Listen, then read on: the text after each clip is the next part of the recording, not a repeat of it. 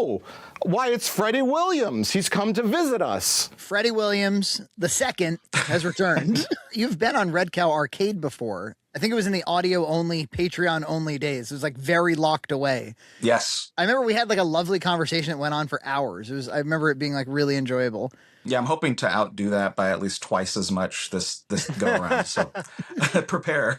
I had interviewed you for like a past podcast in 2020. So we've all gotten older. For anybody who somehow doesn't know, the great Freddie Williams, Batman, TMNT, He-Man, Thundercats, my personal favorite, Power Rangers, Godzilla, like comic book artist, legend. And as a matter of fact, how many people can say they've got an original piece?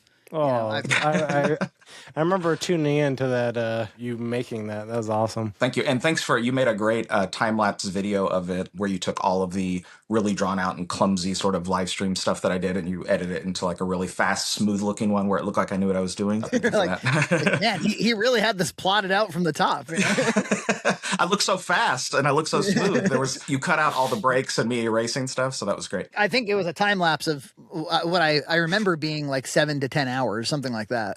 Yeah, it was. Just for you to know and for the audience to know, I listen to watch, but while drawing, so my visual attention is usually on what I'm drawing. Listen to everything you guys put out. So I'm up to date on most of the memes and most of the interviews and stuff like that you guys have done. So you know Jimmy and you have all the lore. Yeah, he really embraced all your guys' interactions. I thought that was really interesting. It was like Rocky and Apollo who first fight. Exactly. And then immediately it's like they see something in each other that they want to be or want to be like or something, and then they team up and make each other stronger. So that was cool. That's profound.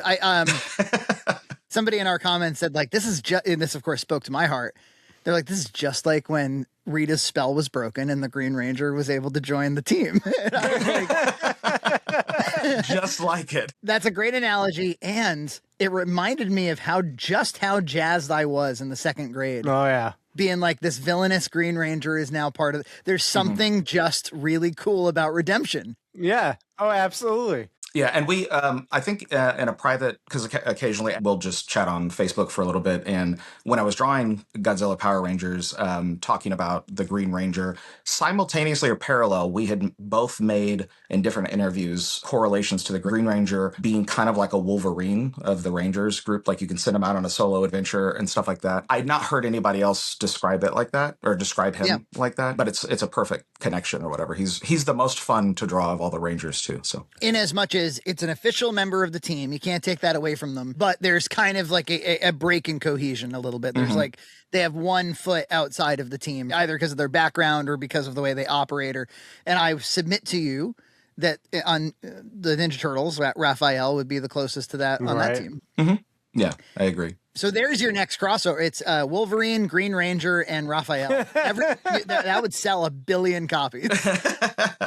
I would love to draw that. But yeah, you'd have to get a lot of IP cooperating to accomplish that. Yeah, the fact that any crossover happens is a miracle of lawyers talking to each other. So it's kind of incredible that like as much of your career has been involved with difficult to arrange for crossovers.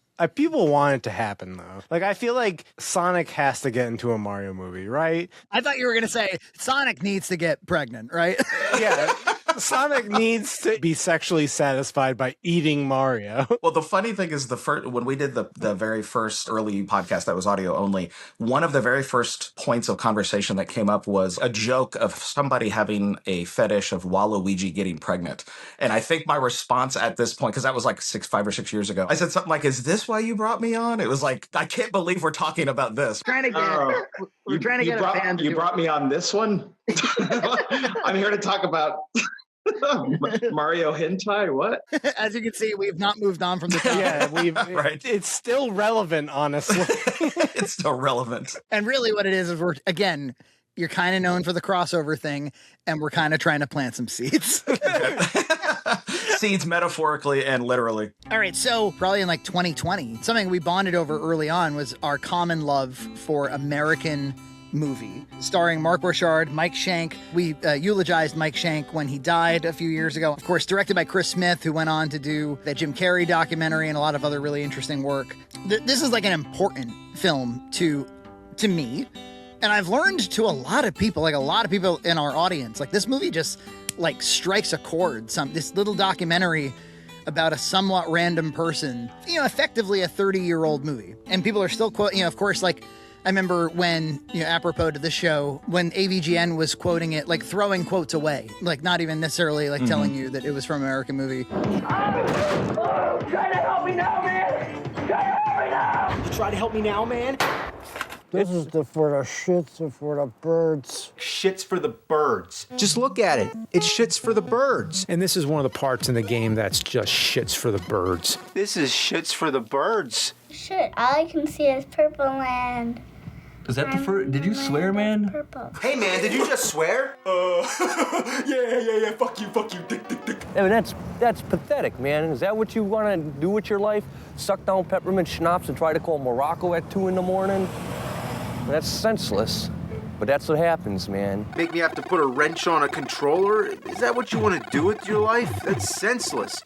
But that's what happens, man. Coven, man. What else could it be pronounced? Coven. That's the proper pronunciation. No. Coven. No. Coven sounds like oven, man, and that's just, it doesn't work. Blanca, some people say Blanca, but there's no way it could be that because Blanca sounds like blanket, man. Oh, God. Kick fucking ass. I got a MasterCard. I don't believe it, man. Life is kind of cool sometimes. Aw, kick fucking ass. Life is kind of cool sometimes. Kick fucking ass. I got a MasterCard.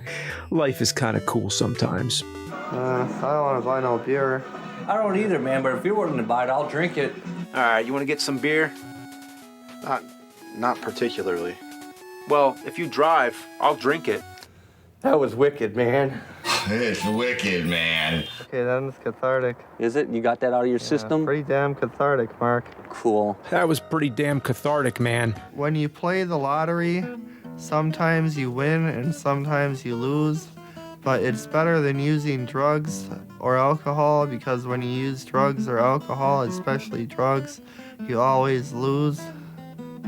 It's just as random as rolling the dice or playing the lottery. Sometimes you win, sometimes you lose. But I guess it's better than using drugs or alcohol because with drugs and alcohol, especially drugs, you always lose. It was the one where he's like, if you take drugs and alcohol, you lose. And the way you delivered the line, you delivered it like Mike Shank in the movie.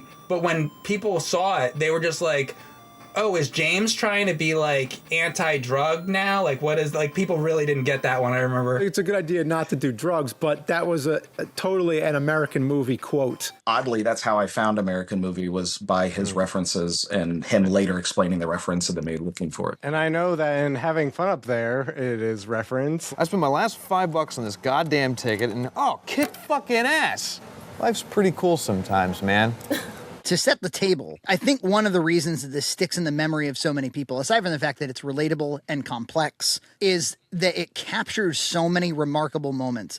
In a lot of ways, the test of a good documentary, because you're filming reality, is how many remarkable moments you caught on camera. When I go out on a Black Friday with John, I'm trying to capture a remarkable moment. A Best Buy employee telling him to follow the arrows meaninglessly. And he's saying... Exactly. And he's getting pissed. What? I'm not following any arrows. Excuse me? Where do I need to go to check out? You have to follow the blue line. follow the arrows. I'm not going to follow You have to follow the blue line. Or else they'll send you back. I don't want him to be upset, but it's a great moment because all of us have felt and sensed like this literally means nothing in this context where there's nobody else in the store. Why would I have to follow these arrows? He spoke for all of us. Or you don't go into the day knowing that that's going to happen, but you're hoping that something happens. Yeah. And this is a movie where so many things happen on screen. God. It was Freddie's idea. He was like, maybe we could do an American movie commentary. I was begging you. And I have not actually seen the movie until literally yesterday. Oh, that's wonderful. So you have a really fresh perspective. I have a really fresh, I know it's famous. I knew of it enough. It's like when you watch all of Monster Madness and you feel like you've seen all the horror movies he has, even though you really haven't. Yeah, I finally sat down and watched it yesterday, and that's a good movie. It's easily a top 10 for me. Yeah, top 10 for me. The first time I ever even heard of it, I was vacationing in Maine with like some extended family, and they had friends from Wisconsin were staying like the place next door to us. And they were like, oh yeah, we work at the University of Milwaukee. And, we know this guy, Chris Smith, and he made this movie. It's a really fun movie about some kids making a movie. It's called American Movie. And I was like, whatever. It sounded like it was, just some independent film. I was like, but I remember that. I was like, oh, a movie about making movies. Maybe that sounds interesting. And then it was my senior year of high school English teacher who knew I was a filmmaker or wanted to be one, was active with filmmaking. He was nice enough, cool enough. Like these are the kind of memorable like teacher relationships you have, where he was like, hey, you might like this movie. And he pulled out this tape. So it would have been 2003. And he was like, just, I don't know, take this home if you want and watch it. And I watched it with John. And I was convinced that this was a Christopher Guest style mockumentary. Yeah. I completely didn't realize that, like, no, these are real human beings and this is their story. He asked me to come over and help him out. He said he needs some help. I'm always helping him with his films, and we used to do a lot of partying together, but I don't party anymore. It was the early 2000s, The Office UK, Christopher Guest mockumentaries. The whole like documentary as comedy thing was very, very big. Like you were seeing that everywhere. And then here comes this character, Mark Borchardt and Mike Shank, two characters that are hard to believe that they were not made for the screen. And there's these little comedic timing moments that had to have been scripted and these must just be comedic geniuses out in Milwaukee making a really funny independent movie. You are going to be among the company of filmmakers this time, but you're going to have something under your belt, man, besides like whatever the hell you throw in the wash. It probably wasn't until maybe the midpoint where it became melancholy. So, I think we all love it when comedy and drama kind of collide in that way. And that's one of the things that makes the movie special. But yeah, so AVGN introduced you to it? Yeah. So I don't know what episode it was, but James Rolfe like yanks his own hair and pulls himself into the cupboard. And I was laughing like out loud whenever I saw that, because I thought, what does that even mean? Like, who would even think to do that? And I didn't know he was making a reference. And then like a year or something later, he put out something that was like a behind the scenes. So I discovered this later than you did, the American Movie, but I can see where you might have thought that they were characters that were comedic geniuses, at least for some part of the movie. For me, I'm not much younger than the guys in American Movie. I'm about 10 years older than both of you young whippersnappers. And then Mike and Mark are a little bit older than me. Visually and stylistically, it teleported me back to, because I graduated in 1995, and they would have graduated just a few years before that. And then Mark went to the military and then came back. It just felt like that was my family, or like this was a group of friends that I grew up with, because the analog world that they were in was something that I was familiar with. And you grew up in Kansas City. And so, I mean, that's a ways from Milwaukee, but maybe there's still kind of that Midwest, like, I get culturally, I know where this is coming from.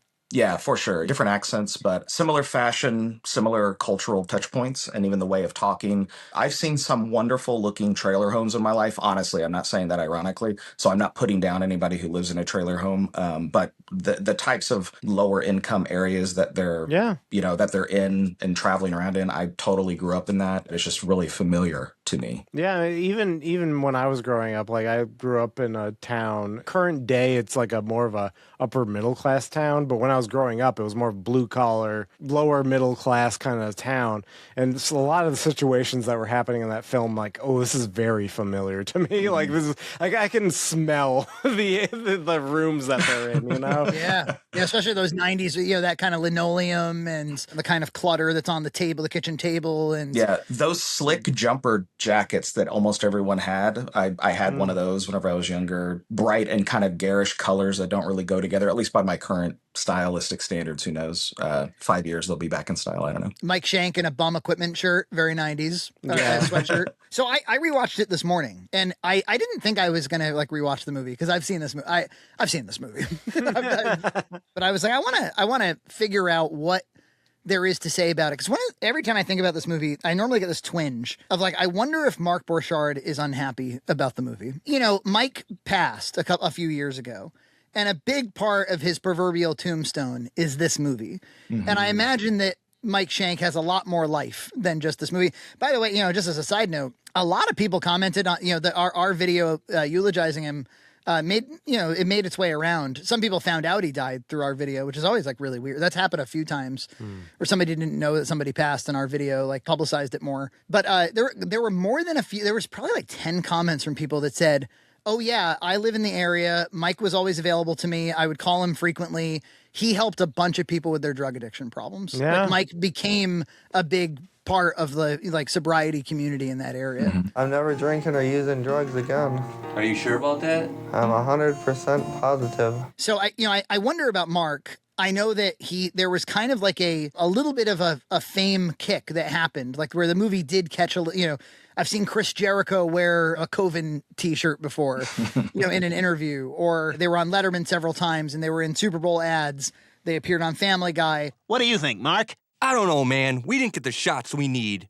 Man, what do you think, Mike? I mean, if you saw action going on in front of you, would you know instinctively to center it in front of you? I don't know. Could someone take my soda out of the icebox, please, so it doesn't freeze? How did you meet Mike? How did the two of you get together? I always wanted to party hard, and none of my other friends did. And Mark was the only one who would drink vodka with me. I see.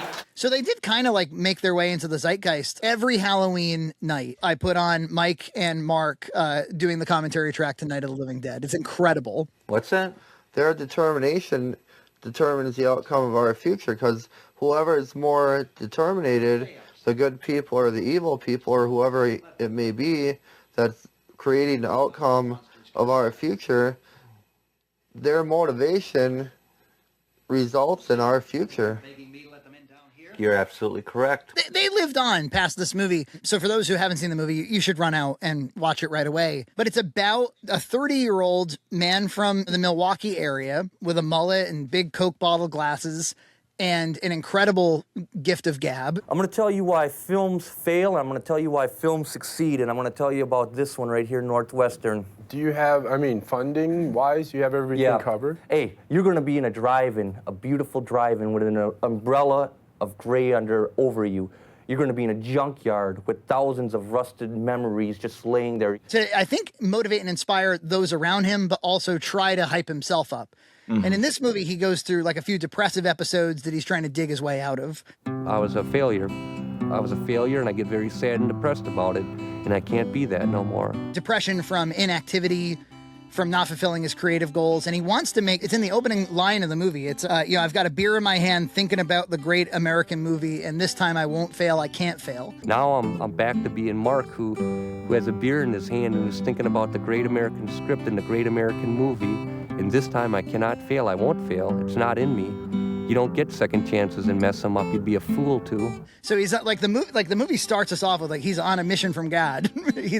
I have to make this film. That was the first thing I Googled after. Did he make Northwestern after this? No, he didn't. I'm afraid not. Yeah. My project, which is Northwestern, my next film, I'm shooting here in Wisconsin. I'm always working on it. It's always in my heart and soul. Northwestern has got to be for real. Otherwise, I'm dead. I'm a fool.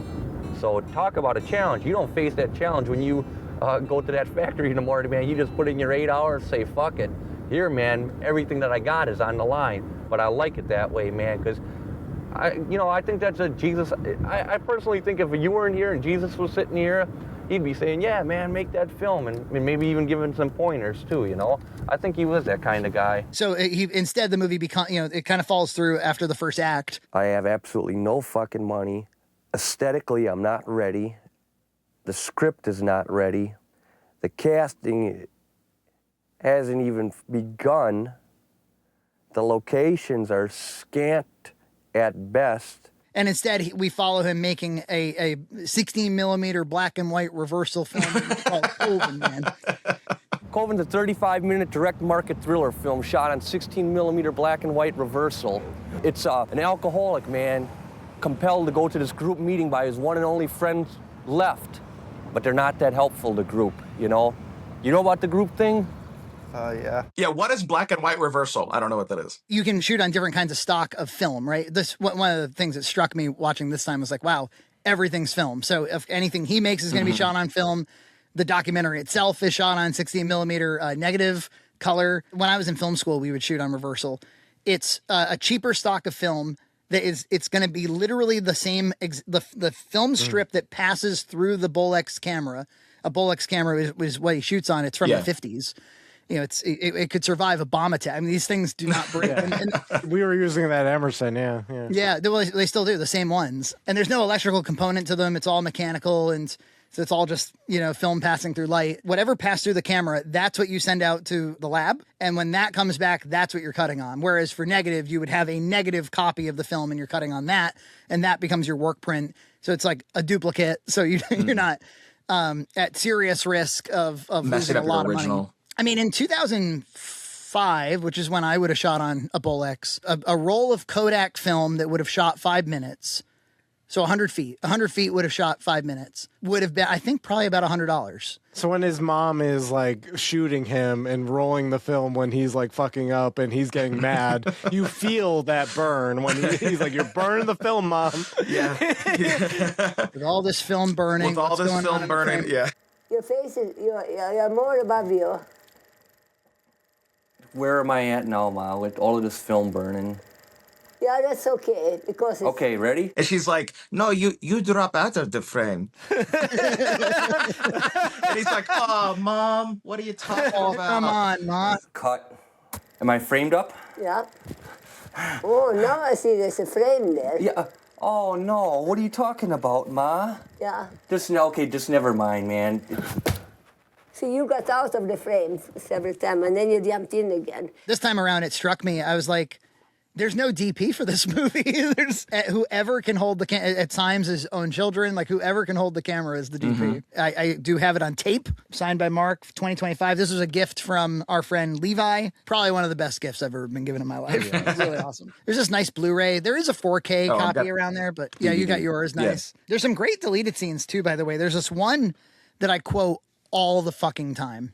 He's like, "I used to go to McDonald's, man, but they didn't have a flame broiled burger, man. So I just said, fuck that, but they had Coke and not Pepsi." So yeah, I think he wanted Coke and he wanted flame broiled. Burger King started selling Coke, so the whole thing got wrapped up. Now you can go to Burger King, get a Whopper, and get the goddamn Coke, and you're set. But that whole Pepsi thing just turned me off from Burger King. And so, I mean, it's great that things work out sometimes like that. So then finally Burger King, they're flame broiled, they got Coke, you're set to go, fuck it, you get your whole meal, you got what you need. And so they're rolling from the passenger seat, and he's going on about his burger order. He's still going on and on and on while the attendant is handing him and he goes, "Oh, okay, yeah, very cool." Okay, very cool. And put that right there. And okay. Oh, that's cool. Every time I grab a beverage from like a drive-through, I go, "Okay, very cool." No one on the planet is going to get that reference, but it's still... Well, Nina does every single time. Right, there you go. Very cool. Just to make Nina laugh. I remember, when the movie finished, there's this final slate that says Uncle Bill, which was his uncle who was his benefactor, throughout the whole endeavor. And this man who kind of, like, it's obvious to anybody watching, like, he's probably in the last year of his life while you're watching a movie. And it's all right. It's okay. for a movie with nothing but memorable quotes. It's all right. It's okay. There's something to live for. Jesus told me so. It's all right. It's okay. There's something to live for. Jesus told me so. It's all right. Okay, cut. All right, man. It's all right. Like at one point he says it like that, and then he gets real sarcastic. "It's all right. It's okay." He's just so sick of saying it. Because the teeth clack in the mouth there. It's all right. It's okay. Okay, that's fine. You gotta watch your teeth too, because they clack a little bit when they loosen up in the mouth. It's all right. It's okay. This is for the birds. It's for the shit. This shit's just for the birds. This is for the shits and for the birds. This is for the birds. Okay, I believe we can do this. So Uncle Bill funded Coven, and he's trying to talk him into funding all other film projects, Northwestern. You want red or white wine? And you know what? I'm going to bring over a bottle of wine, man. Do you have a preference? Red or white wine? Red or white? Red or white. Yeah, now you're thinking. He's trying to entice Uncle Bill, who, I don't know much about Uncle Bill, But my guess is Uncle Bill does not give a shit about independent film. No. That would be my guess. You have to believe in what you're saying, Bill. Well, I don't. I don't believe nothing what you're doing. And so there's almost a question of like, is this guy trying to manipulate his uncle who has his life savings still into spending it on his, drunken movies? Because the guy, clearly, Mark is like dealing with alcoholism during the movie. And so he's not like a super credible recipient for money. I could see great cinema in this. Cinnamon. Cinema. Cinnamon. Dude. So you're kind of thinking that while you're watching it. But on the other hand, Mark is also like washing this guy and taking care of him and clearly does, so there's definitely, Mark would love it if Bill would get behind his films. Also, I don't think Mark is like just trying to bleed his uncle dry. Bill traditionally is quite close to his money, and it's quite a challenge to pry anything loose from him. Mark, on the other hand, has, if anybody, the ability to pry it loose. How much money do you have? $280,000. Supposed to be, but I don't know if it actually is. And that's kind of supported by the fact that at the end of the movie, the final slate says like Uncle Bill left him his $40,000 to make Northwestern, a movie that seems to have never been made. I had thought about this earlier that I wanted to mention. In every documentary, video, or whatever, a narrative is being constructed in some way. I mean, you both are great editors. You know what I'm talking about, where you have to pick the moments that you show, and then that creates a pseudo-reality of what this person's really like. So there's a difference between Mark Borchardt, the human, and Mark Borchardt, the subject of this documentary, or the character that's created by the editing in this. And he goes, yeah. So, if they didn't have cameras on you or anything like that, none of that would have happened. I said, I know, no doubt, man, because it's all symbiotic. It's all the domino effect. The documentary was made by one person that spearheaded the effort, and as that garnered various attention, and had one misstep occurred in that process, we wouldn't be having this conversation.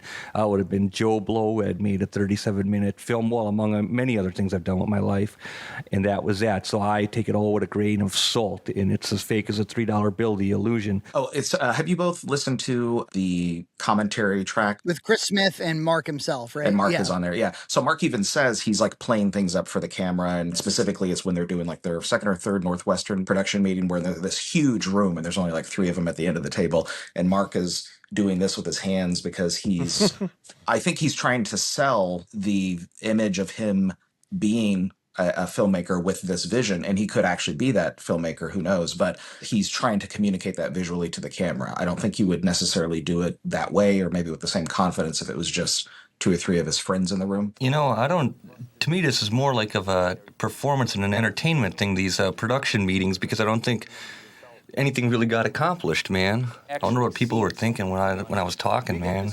So if we say something about Mark Borchardt as the character that's in the documentary, I'm just guessing someday he's going to hear parts of this or see part of this. I think I would get along very well with Mark, and anything I were to say that might be critical of the character is not necessarily critical of the human, especially because it was 30 years ago, if you know what I'm saying, and it's edited. So. Yeah, he's a man in his 60s now. And yeah, I know. He seems to also have a great relationship with his daughter, who seems to be like a regular collaborator. Here to talk more about the series is Don Borchardt with the Salt Lake City Arts Council. Thanks for being here, Don. I follow him on social media, and he's constantly like, today is Monday, man, and that means there's opportunity. And we're going to look out at the sky, and it's an overcast day, overcast of all of your optimism and your dreams. Go out there and create, man. This is Mark Borchardt coming at you loud and clear in the beautiful, melancholic, haunting month of November. In November is where good things happen. So if you know somebody with a birthday, you know someone who needs encouragement in their life, their work, their art making, get a hold of me and a message can be done. So he is that guy. Or he'll advertise, he'll say like, okay, we're going to do another run of Coven. This could be us. We can accomplish this. he'll do an ad, but it'll be in the form of A motivational speaker. Yeah. Mark Borchardt coming at you loud and clear.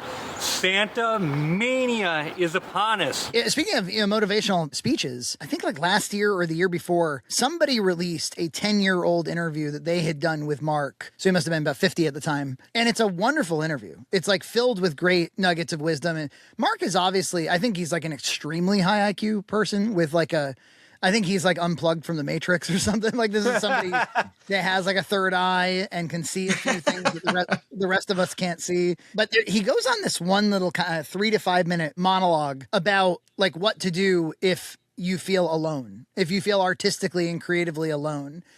And I, like the thing that I was like, ooh, like I got to get this information to Gloria, to my daughter, is there's this part about it, he's like, and if you do feel weird and if you do feel alone, like stand tall in it, because the truth is there's probably something, one of your peers probably just feels the same way you do, and they'll see you doing it and you'll make it normal and it'll break you out of the group think. And I was like, that's one of the most important lessons in life, what he just said.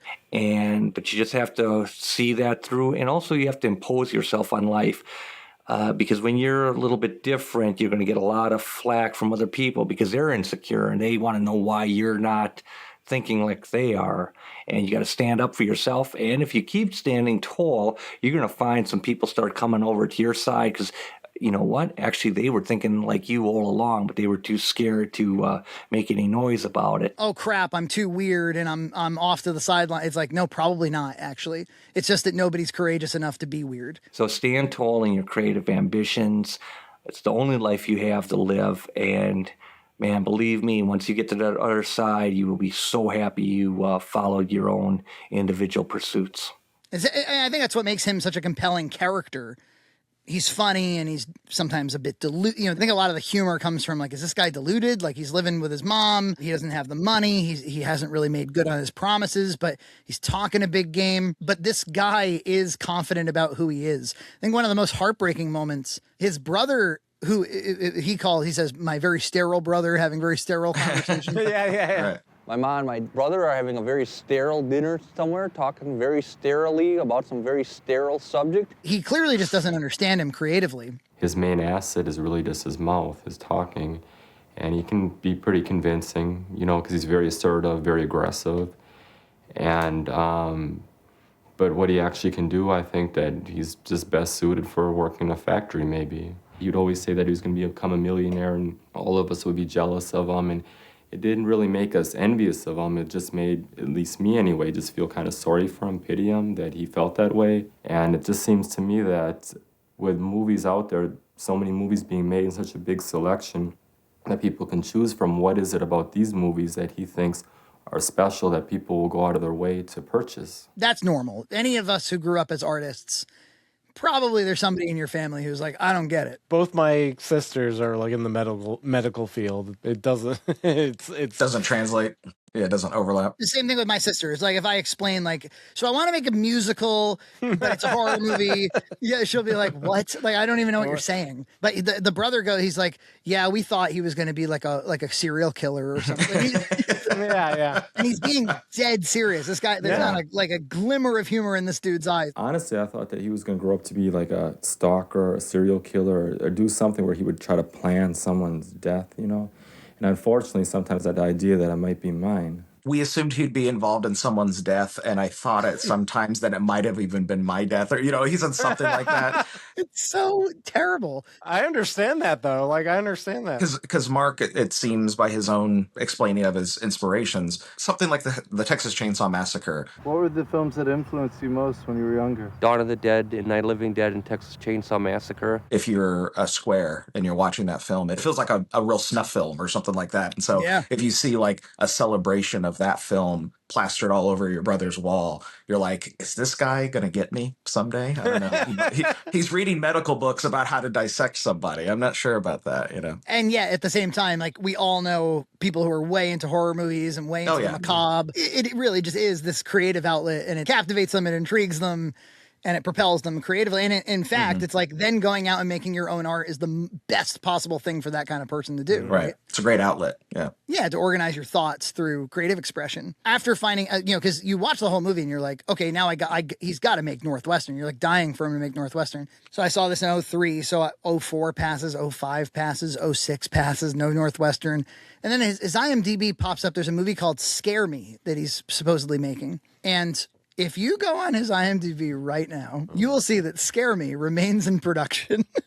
Scare Me has become the new Northwest. I don't know what the hell's going on with Scare Me, but I do know I went out to Trauma Dance in 2006 for my movie, and they were running a documentary there called Horror Business. It was quite interesting. It was following like 4 different profiled horror directors.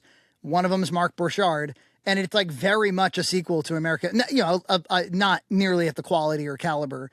But if you wanted an extra like 25 to 30 minutes of like filmmaking Mark Borchardt documentary footage, it's there. When I was watching this movie and they're like, editing the film by hand, like doing cuts, and there's missing frames and they're freaking out about the missing frames and all that. Here is a piece of film. This piece of film must be up on the screen. You go to a movie, you see this. You don't pay to see that. What the fuck is supposed to occur here? I was like, man, digital must be like a godsend to him, but I guess he didn't capitalize on it. That's a question I wanted to ask you both. How much more convenient for him and thus less interesting or less entertaining for us would it be if he had access to digital technology where he even had his own, I don't know what it's called, but where you can flip around the viewfinder on your own camera so you can frame your shot. You don't have to rely on, like one of his good friends who's a nice guy is like sitting, he's crouched inside the sink. He's the camera operator filming the shot of, Mark shoving his friend's head into a barely scored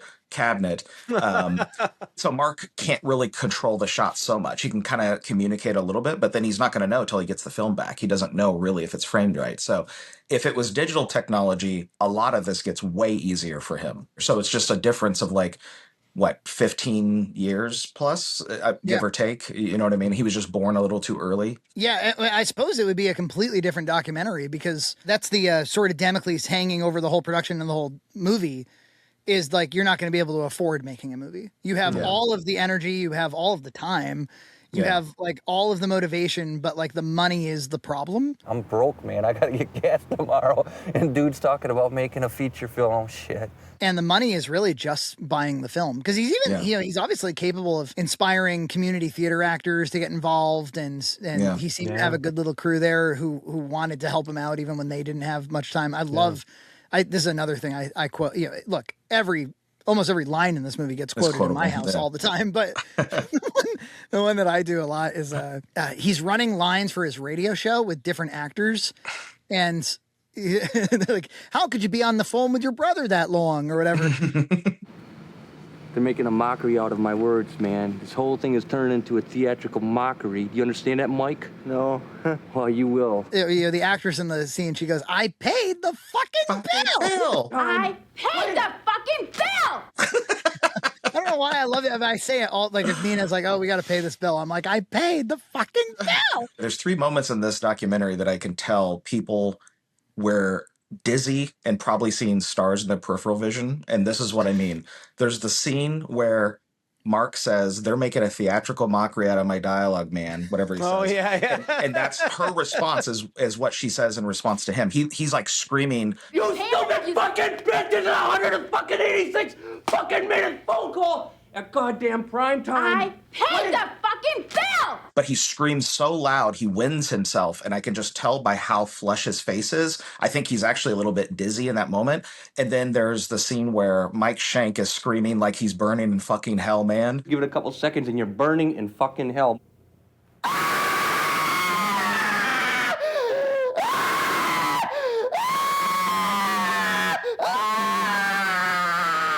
He screams so loud, I always have to real quickly grab the remote and turn it down, because if not, Kiki, who's in a different part of the house, will be like, "What is happening?" Because he sounds like he's burning in hell. And then his friend who gets rammed into the cupboard several times and it's not scored enough, so he just keeps hitting his head, and he leans back and is like holding the top of his head.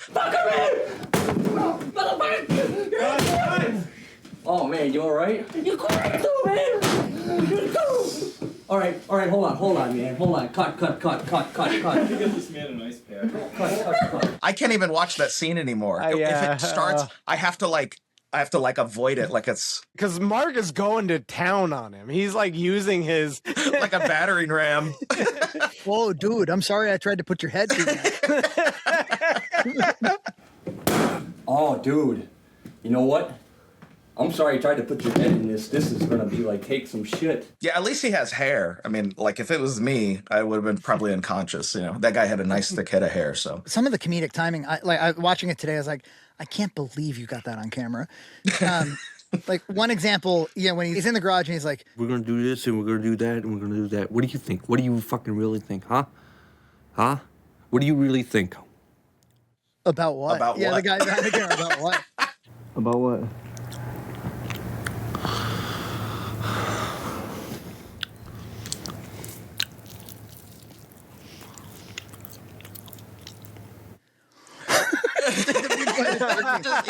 Kind of leans back confidently.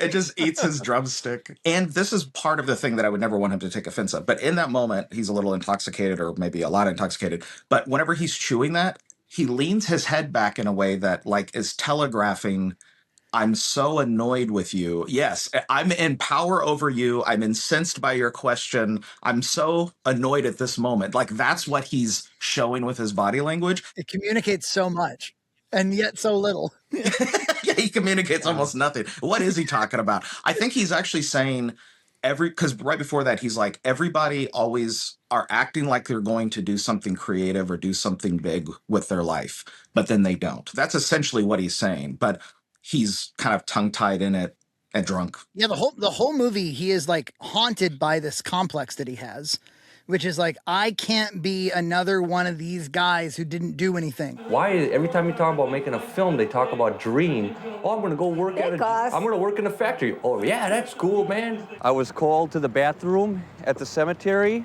and in the middle toilet right there, somebody didn't shit in the toilet, somebody shat on the toilet. They shat on the walls, they shat on the floor. To be totally honest with you, man, it was a really, really profound moment. So I was thinking, I'm 30 years old, and in about 10 seconds, I gotta start cleaning up somebody's shit, man. Look, man, let me tell you something. Old people are yammering about is the American dream. All they're talking about is the land of opportunity. All it is lip service.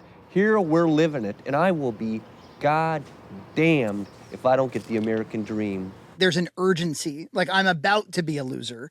And if I can just make this movie, I won't be a loser. Now, I wasn't 30 when I made my first feature film. I was in high school, but I remember being young and kind of staking everything on the movie. And it almost didn't really matter what the movie was, but the completion of the movie, because I had done so much talking about. That's really what that's a big part of it. It's like I had done so much talking about the movie. If I don't get that 45 grand, I will not be shit. I will not be shit. He's holding that whiteboard, and he's so mad at the idea. He just rubs out every option. He's, oh, I'm sorry, I erased that, man. I said, check this out. Fuck this, man. I'm sorry for erasing that, but it's 3,000 units for 45 grand. But I think, Frankie, I remember you describing, I can't remember which job it was, but you said you remember looking around and thinking, is this my life now? Like there's adults over there who are working, this is their life. And it, you didn't say these exact words, but it probably felt like a little heavy or a little sad. It's like, you don't want that to be your destiny. You want it to be in this creative endeavor. The boss looked at me in the eye and said, Mark, I hope this is the beginning of a long relationship. I'll tell you what, man, that scared the shit out of me. Years of vacuuming at a cemetery, man. I don't see how people can go year after year at these fucking stupid jobs and not want to make something of themselves. I don't get it, man.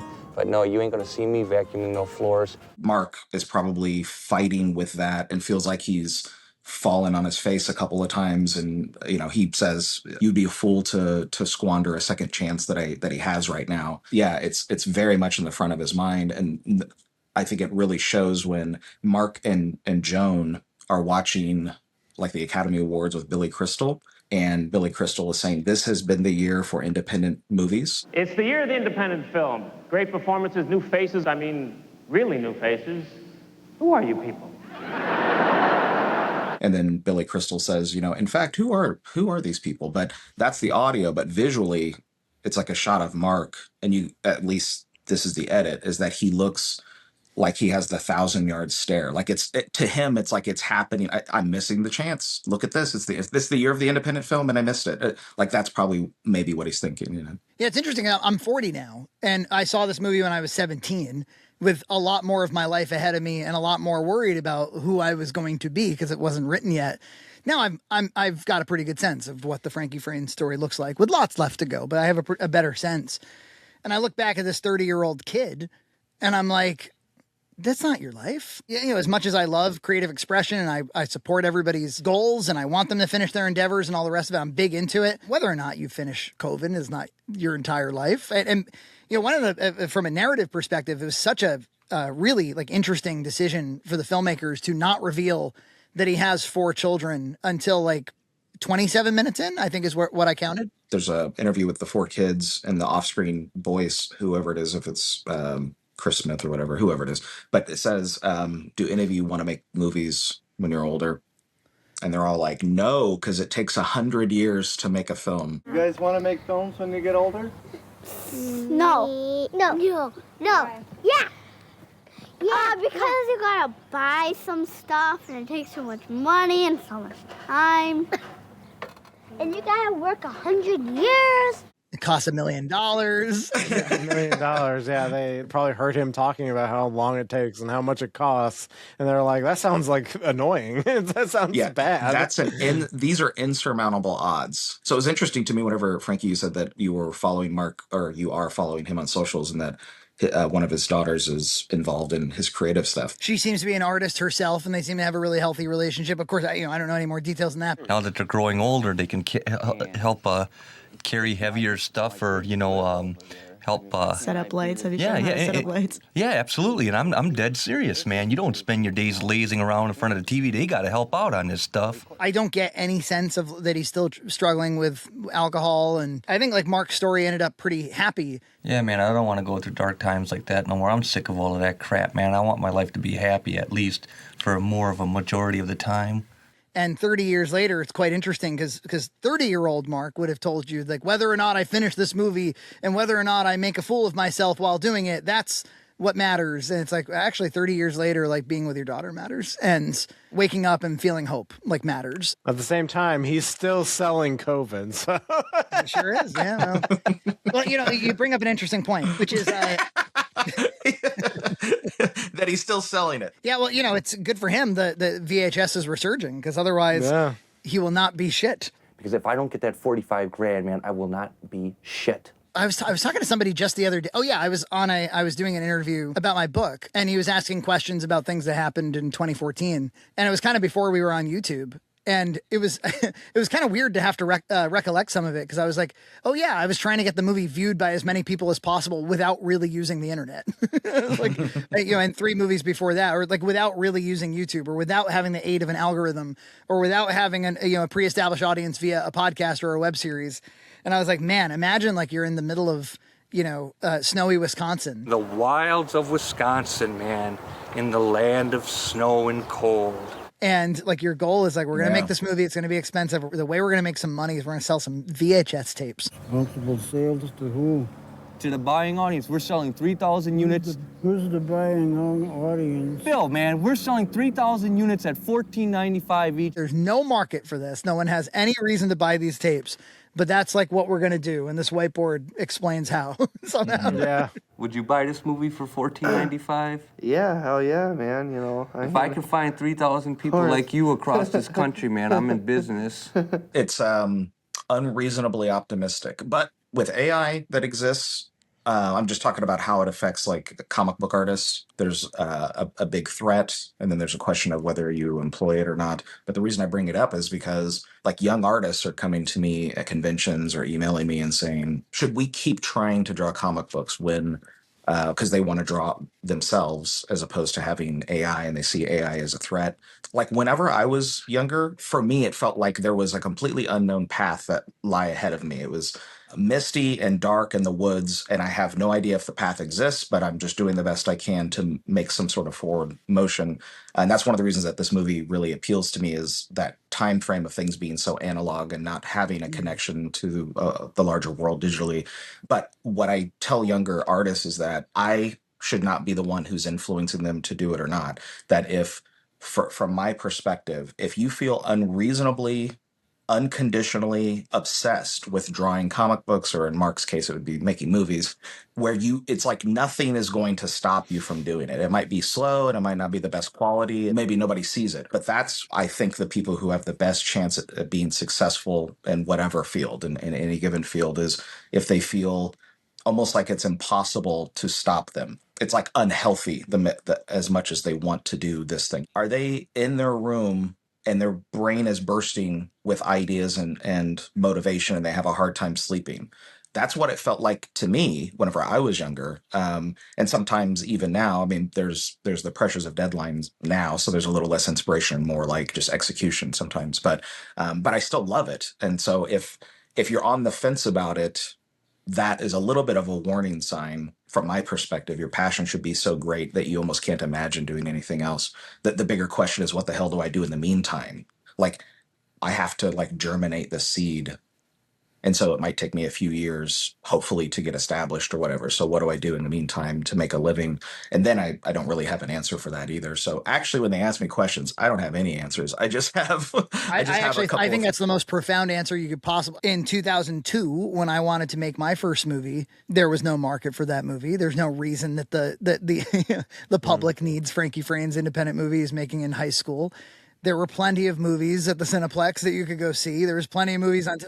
But I was doing it because I had to. Yeah, well, even when we started doing Box Mac, it's like trying to explain to your family, I'm going to go film my friends making Box Mac and cheese. It's like it's hard to explain, but you have to do it. Yeah. And EJ, you live an hour and a half away or something, isn't it? Like a really far drive I mean, when we started Box Mac, I was closer, but yes, nowadays I'm still quite a bit of a commitment. We have to stop at 5:40 every time we shoot. So yeah, exactly. It has to be 5:40. It's funny. Gloria was watching her own YouTube the other day. She came across a review of Birdemic, and she was like, "Oh, this looks familiar. Why do I know what this movie is?" And I was like, "You were in a parody of it that is pretty uncanny." And she was like, "Can I see it?" Because she had seen it, in passing or whatever. So now she's almost 9, and we popped it on. She was like, "Dad, this is the funniest thing I've ever seen." This baby isn't dead. I wish I could remember the line. There's a great line in there by John. He almost goes, huh? It's almost like he's confused by his own line. For you, sir, I'll knock off $1,000. Okay, 1,000, huh? We have a deal. I remember Gloria being voiced over by one of your friends' child who's a little older, like, I've been under the car a long time, I'm real hungry, or it was something like that. So I've seen it. It's been a while, but I've seen it a couple times. I'm hungry. I've been under the car for a long time. I bring it up because EJ was talking about how unfeasible it is sometimes to explain to your family what's going on and why you're doing it. I was at a work thing the other day, and they were like, we need everybody to say what your bucket list item is. And I was actually really struggling with it. I was like, I don't know if there's anything that I'm like, ooh, I can't die before that happens, outside of watching my child get married and, graduate high school and stuff. But as far as travel or anything, I'm pretty satisfied. But I had to have an answer. And I said, my daughter keeps telling me that she wants to be in a movie with me, a real movie. She wants to really contribute meaningfully. So probably that, either co-directing with her or she wants to be in it or something, but something, probably that. And then people came up to me and they were like, well, what were your other movies about? And I was like, how do I, do I explain the one about the half man, half ape? Or do I, suddenly you realize it's hard to explain your own work. But whereas for the child, who has been kind of too young to understand any of this stuff in the first place, as she's getting older, she's seen Abo now. We did a commentary together for a new Blu-ray that's coming out. That's been really exciting. It's for her to developmentally mature and understand the jokes. And I'm like, oh, nice. You think, at least for right this moment, you think I'm cool and funny. She seems like a really smart kiddo with a really great sense of humor. Just Having Fun Up There is a great film. I mean, it's an authentically great film. I know you didn't write that, but you sculpted it so heavily that, it's not like your fingerprints are off the story or how it unfolds and stuff like that, but that's a great film. Oh, thank you. Yeah, I actually really like that movie. And because I didn't write it, I can take like one step away from it and be like, oh, that's a really great movie. You'd be a little unmodest about it. And EJ, your performance in it as the avant-garde musician is the best performance. In the...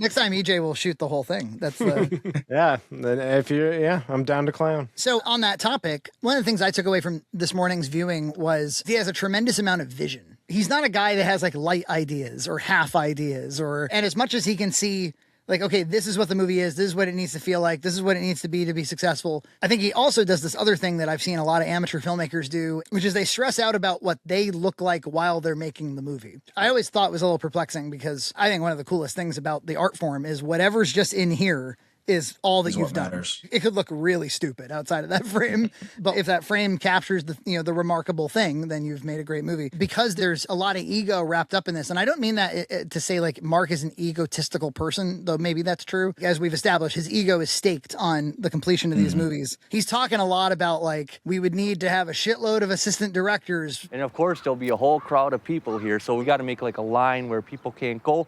Have a hell of a lot of assistant directors saying, hey, could you step back like 5 feet? he has all this vision for like, oh, a real movie would look like this, and I would be part of a real movie. Yeah. Like James Rolfe says that he has to film in Los Angeles. Frankie, I sent you a photo that this was.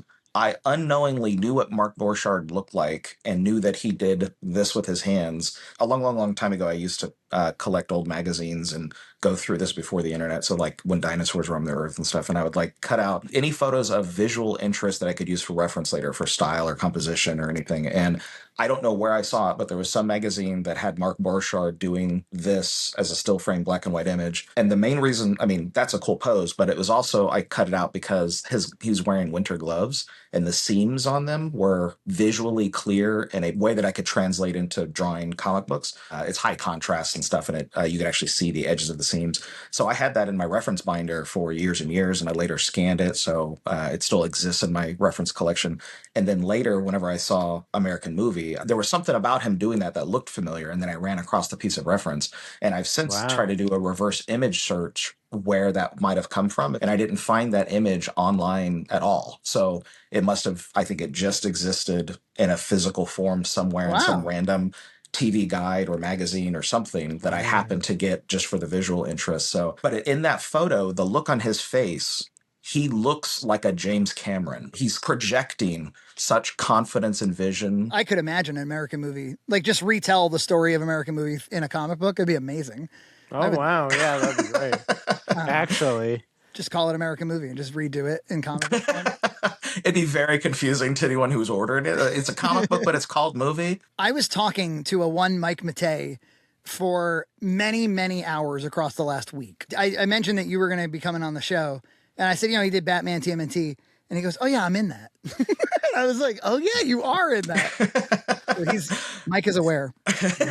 He's very aware. I want to talk about Mark, the movie character that, you've been saying, like, the movie represents a version of him. And that's the guy we're talking about, right? Like, because we don't really know the real Mark Borchardt. And I saw our friend Brian, he did an interesting video a couple months ago about how you could look at Mark as somewhat villainous in this movie. I really view Mark as the villain of the story after all these years. Mark is so manipulative, a real mean selfishness that sort of bubbles up once or twice in the movie. When I would watch it before, I would always think like, oh, his dad is an asshole, and like his dad doesn't support his dream.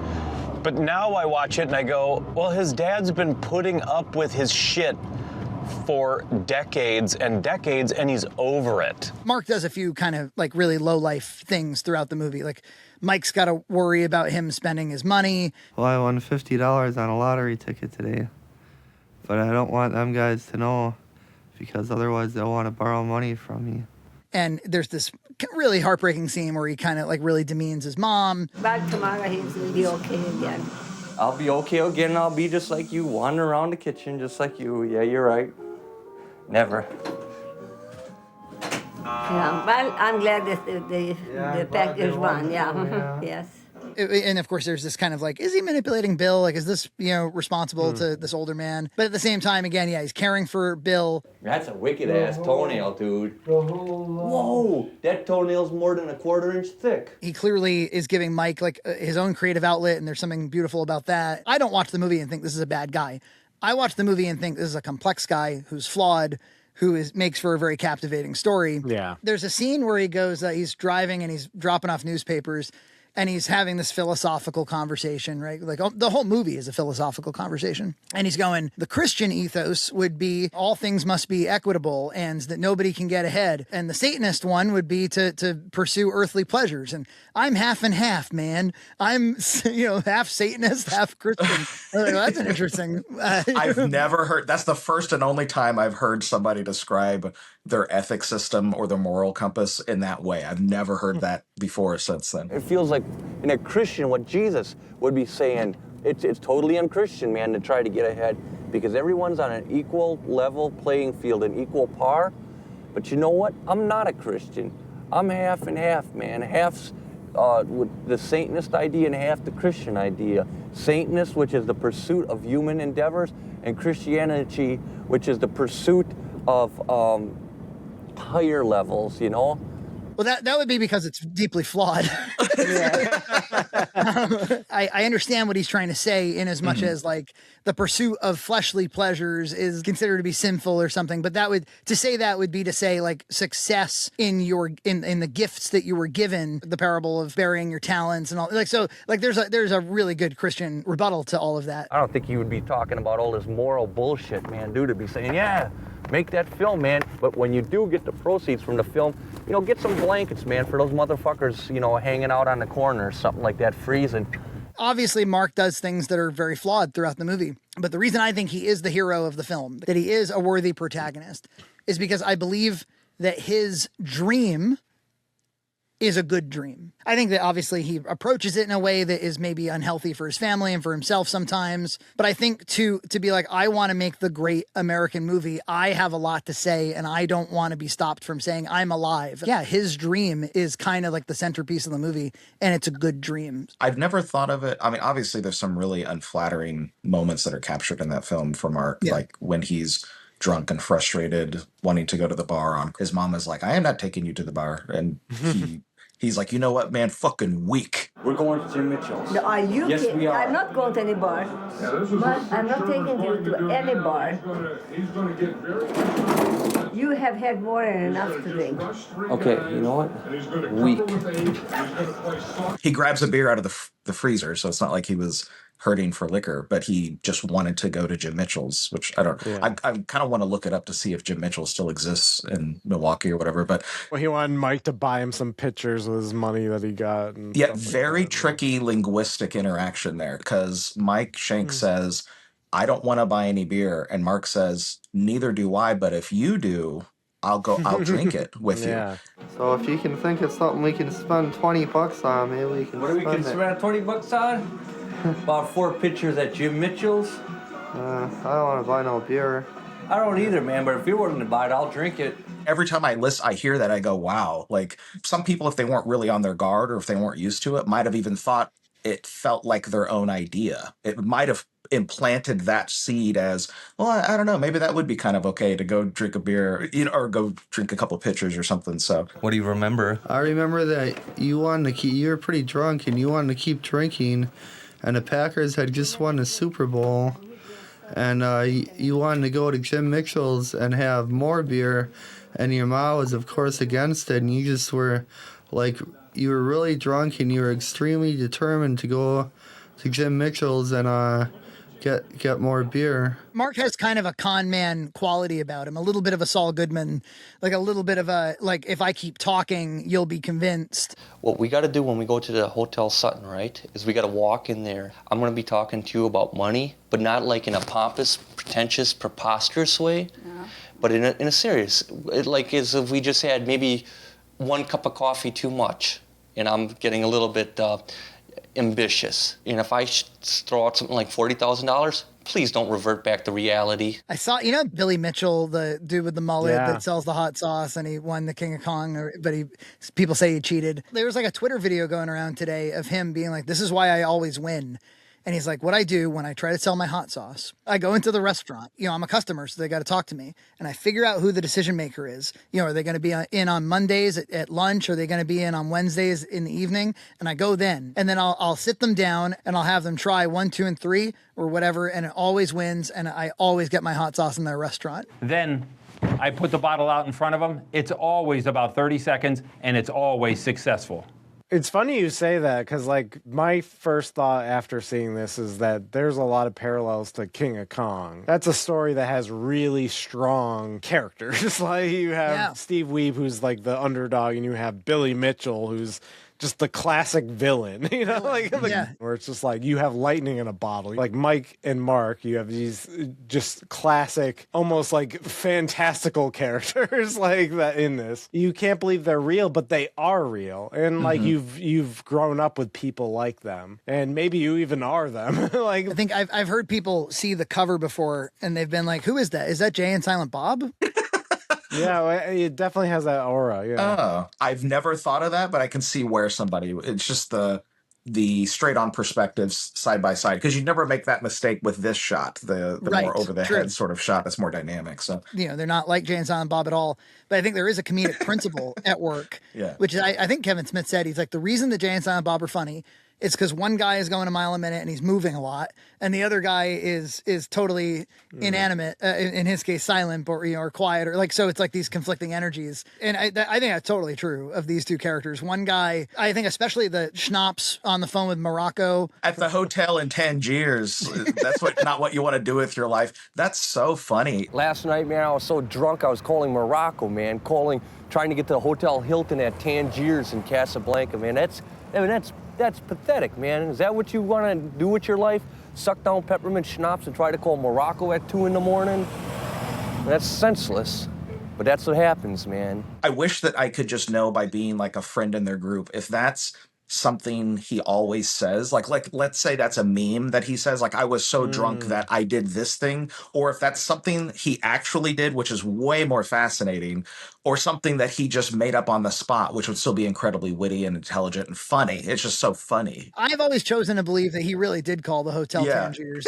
And but for what? What benefit did, like, what?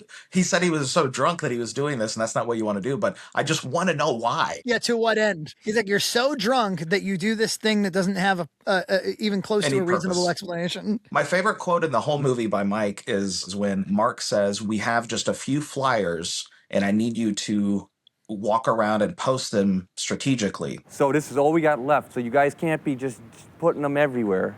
You gotta put them strategically, okay? Got it. Do you have it, Mike? Yes. Mike grabs them. In between that cut and the next shot, he's walking away from the camera with nothing in his hands. So Mike is just walking without any purpose. And Mark runs up to the side of him. This almost could be a metaphor for like the movie or for their lives or something together maybe. But Mark runs up and hands him the flyers and says, "What are you doing?" And Mike says, "To go hang about strategically." Like as if it almost seems like his body will be what is hanging out strategically. And Mark is like, no, I need you to hang these flyers. And he goes, yeah, that's what I was going to do. And he's like, but not without the flyers. And then he goes, yeah, that's why I was asking you for them. No, that's why I'm giving them to you. Dude, where are you walking? I mean, I'm walking in there to hang around strategically. You need flyers, man. I know, that's why I'm asking you for them. No, that's why I'm giving you them. All right, now listen, dude. It's like he is giving him a destiny in some way. He says a couple times, I wish I could give them destinies.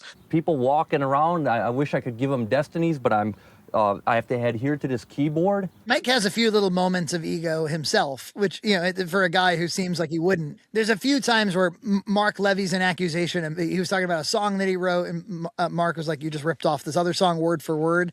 He's like, no, I used one word. No, Mark, ideas come from everywhere. Yeah. All your ideas have to come from somewhere. All your ideas come from somewhere else, Mark. You can't make up an idea by yourself. Well, no, dude. It's got to come from somewhere, Mark. Yeah, but that's an idea for anything. Yeah, has but gotta have come you from listened to somewhere. the two? That's an exact copy. I completely believe that. There's a YouTuber, I don't know if he's very active now, called Kirby Ferguson that had a series called Everything is a Remix. And it's a documentary series that he heavily explores where the seeds of ideas and how usually the first step in creativity is either subconscious or active collection of ideas. And then connecting disparate things, elements that you wouldn't normally connect, and then putting them through a cycle that's your own style, whatever nebulous thing that is, and then an output. And so as long as you're not too close to those, you're taking influences, you're taking ideas. And I think that that's essentially Mike Schenk was able to boil it down to you can't just make something up from scratch. Everything comes from somewhere. You changed one word. No, I changed all. I used one word.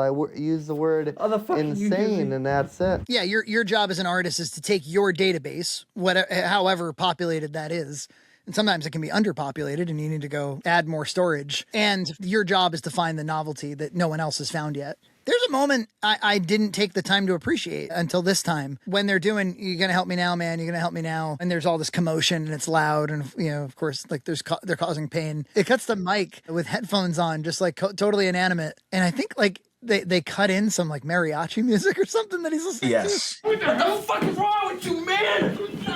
Fucker, man! You know, that's an element of editing, whether or not Mike could have even been behind the camera in the room in reality, but they chose to show him outside sitting there listening to music. So at one point he was listening to music, whether it was that music. I'm assuming it was probably Metallica. I do love whatever that little song, don't no.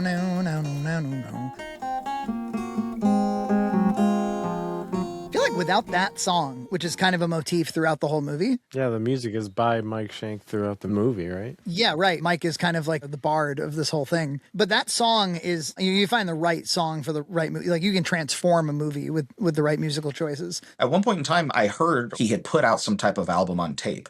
And that at one point in time, he would just allow people to call him on the phone. This would be a long time ago. And just order it from him. I would love to hear his full album, whatever it is he created, because I'm a Metallica head. I want to judge. Did he rip off that song? Was it only one word that he had in common, or did all the ideas come from somewhere? And on that topic, we talked about 30 years passing. And the most significant thing that has happened in those 30 years is that Mike is gone.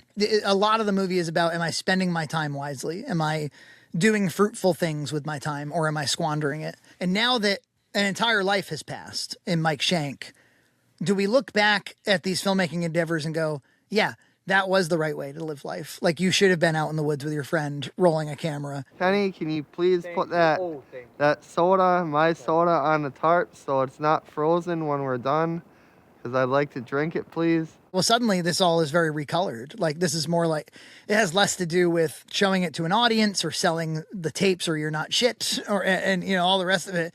And it's more about like, was the time spent fruitful? Was it quality? Yeah, was it quality time? Right, yeah. Yeah, I think you've even talked about it with John Hunt, that a lot of the friendship is expressed through the activity of the project that you're working on. But it's not like you wouldn't be friends without the project, but it's a way to like show mutual interest, to build something together. And there's something quite bond building in an intangible way when you are building something tangible. All of you can show pride in that thing, that you all had a hand in it, building something that none of you could build completely on your own in that same unique way. So, and who knows what Mike would have done on his own. It sounds like that, there's the story that he told about almost going brain dead or something whenever he was taking what he thought was acid, and but it was liquid PCP with a little bit of downer. I don't know what that means. It turned out to be a blotter of paper dipped in liquid PCP with a little bit of downer in it.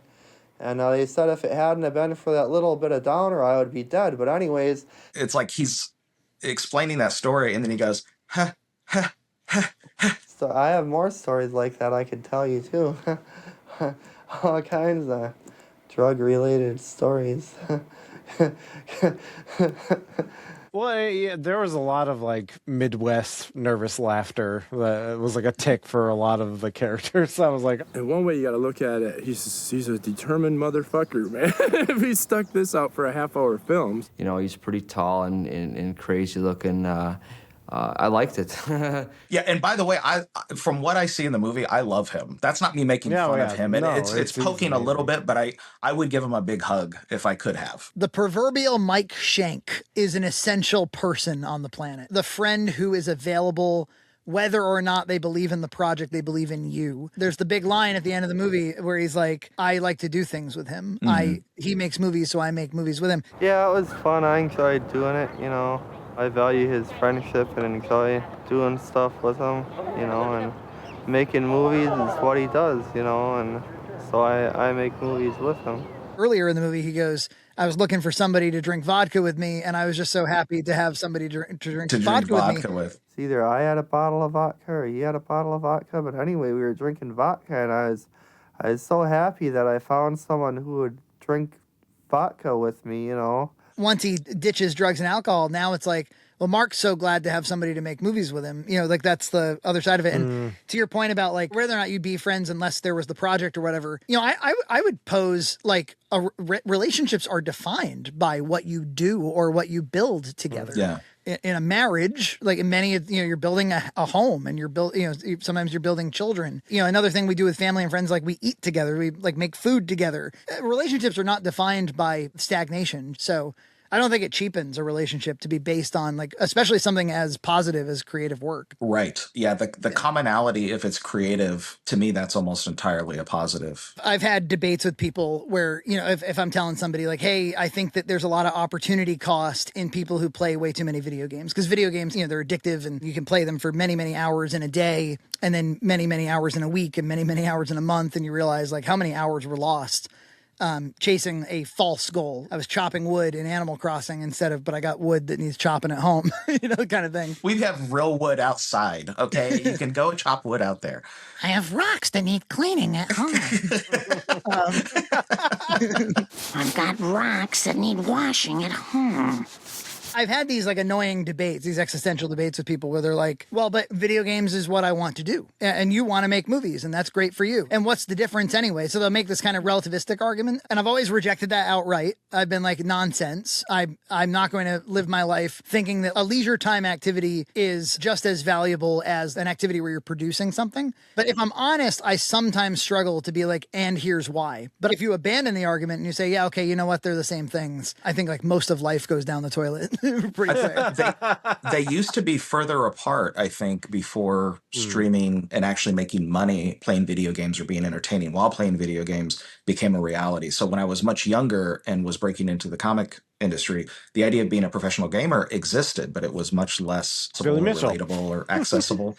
Yeah, that's true. Yeah, I don't want to step on his toes, believe me. But what I'm getting at is it seemed like a much further long shot to become a professional gamer. And the fact that now that there's many, many streamers, I don't watch anybody else play video games, or at least I haven't for a long time. I used to actually ask Kiki sometimes to play Castlevania, my wife Kiki, just because I wanted to hear those sounds and hear a little bit of her frustration, getting the knockback hit and it's knocking her off the levels. And she's like, there was something about that was also really endearing. So I can understand why some people wouldn't want to watch streaming. So I don't think that they're the exact same thing, but I think the distance between playing video games as some sort of a constructive activity or whatever, and making movies as a constructive activity, I think they're closer together now than they ever have been before. Yeah. Because of stuff like streaming. And there, of course, there's the social aspect. People are less lonely because they're able to talk over a microphone. And so like, I get all that. That's all valid. But I still think like there has to be a judgment call that says like, this is building something real. Yeah. I agree with that. But I mean, I draw comic books. So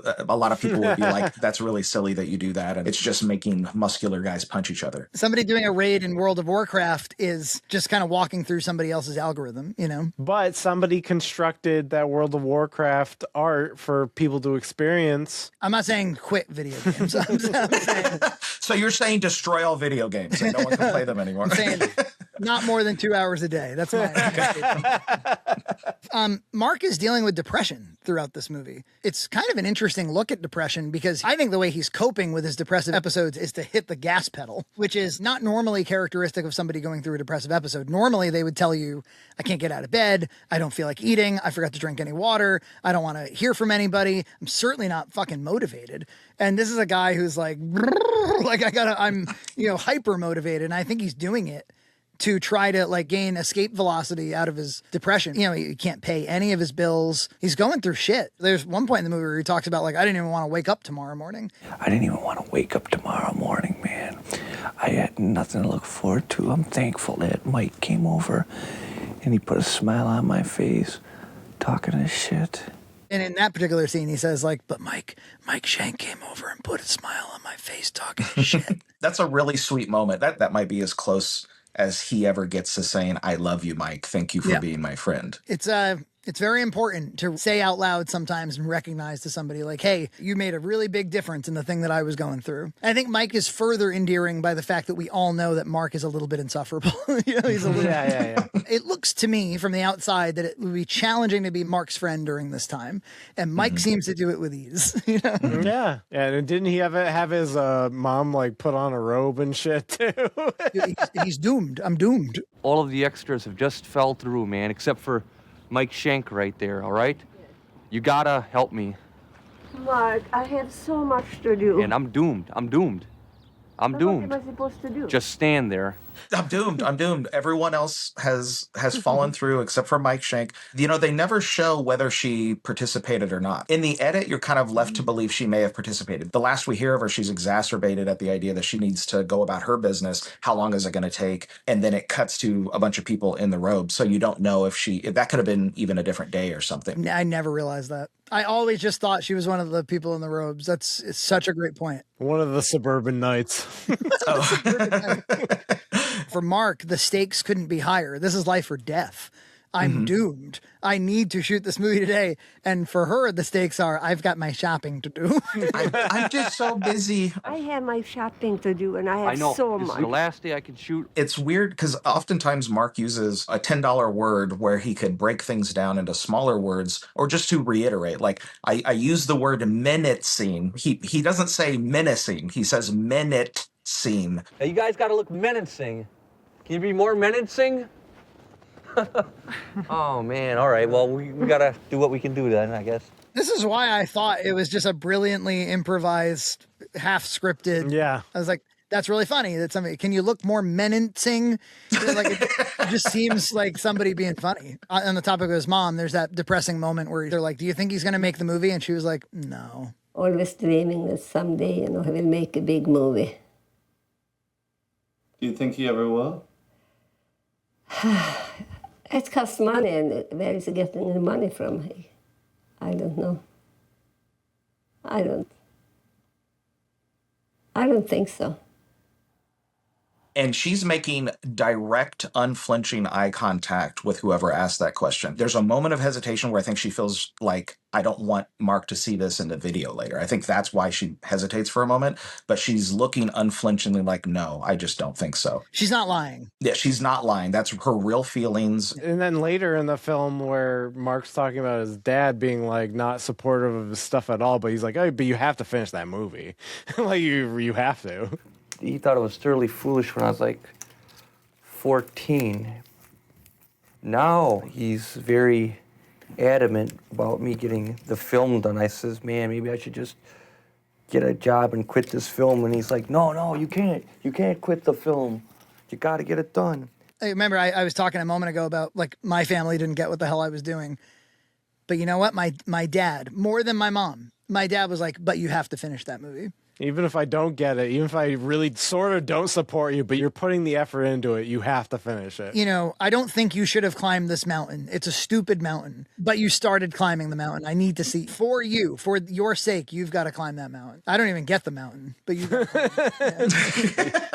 You're already 80% up it. Finishing becomes the thing that's more important than the movie itself. I heard something recently. I was like, ooh, that's kind of haunting. That humans have something of a sixth sense for knowing when someone is not far from dying. You know, even when it's not perfectly obvious, we have a little bit of like a sense. Like any hospice worker will tell you, like, it kind of always goes this way. Yeah. You kind of feel that when you're watching Uncle Bill. You're like, oh, this guy is probably in the last year of his life. And he certainly was looking for more peace than what Mark Burchard is capable of bringing. But I think that we also, when we're watching it, we're also thinking like, I should be so blessed as to have somebody who's buzzing around me when I'm, giving me a bath and giving me the peppermint schnapps and Sprite or whatever. With Sprite in it.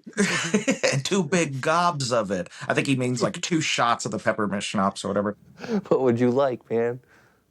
Well, I like to have a peppermint schnapps with Sprite and ice in it, and 2 gobs of it. Okay, let me just ask a question. The reading where Mark is getting the ADR of Uncle Bill saying, it's all right, it's okay, there's something to live for, Jesus told me so. Anybody, even if they weren't elderly, make us a cue card so that they can see the full line beginning to end, and they can hold it in the car with them. Even after 30 takes, there's never a point during that they think to themselves, where's that Sharpie marker so I can just write this down? So like you can just see it on 3 pieces of paper, the back of their own script or something. What did he say? Like Mark wants him to say it with passion or whatever. You got to give it some passion too, man. He doesn't remember the line. You have to write that down. And it's, for Coven, the movie, it is a very awkward way to start that film. It's all right. It's okay. There's something to live for. Jesus told me so. That is like the worst line reading probably in the whole film. Yeah, and why must it be Uncle Bill? I mean, you could dub over anybody. Is it just because he's the producer? Like, I don't think Uncle Bill like insisted on a role. No. But I ain't gonna do this anymore. That's all for me. Goodbye. Okay. That was kind of the fun thing about the whole movie was you saw just that satisfying as a filmmaker being like, okay, we had the production, getting the ADR and explaining to your kids what ADR is. I'm listening to the ADR work right now. What's ADR work? Additional dialogue recording. What's additional dialogue recording? When the original dialogue recording while the camera was running is not good enough because of camera noise or extraneous noise, you must re-record it in a more subtle environment. You understand now? No. Actually doing the cutting of the film up until the last minute. Like, just as a filmmaker, it was just so fun to see everything. Yeah, because it's like a family endeavor. Again, I'm sure that post-production wasn't right up until the screening, but the movie shows it as though it was. Mark is certainly playing it up that he's essentially pulled an all-nighter, or at least some series of really late nights to get to that point, and he's half dead, basically, by the time he arrives. Did you get some sleep? No, dude, I'm going to sleep now. I can't even stand up no more. And I know that feeling. I've had really long nights leading up to a big convention, and then you travel there, and by the time you get there, you do feel like a zombie. And there was one time we traveled internationally, and right before we left, I was informed that I'm supposed to do a radio interview as soon as we land, and I cannot sleep on any flights at all. So I was like, there's no time for me to go back to the hotel and get a nap. No, we have to go straight there. And I hardly remember it. I've listened back to it, and I was like, oh, I don't sound too bad. Like, I actually make some sense in this interview. But I physically went into the radio station and kept telling them, I'm sorry if I seem like I'm babbling, but I actually sounded okay. But anyway, so I just know that feeling of being half dead, and then you're expected to also perform bright-eyed and interactive and witty, and it's a scary feeling. That's how it is every single podcast. Yeah, because I'm sure EJ's in the same boat.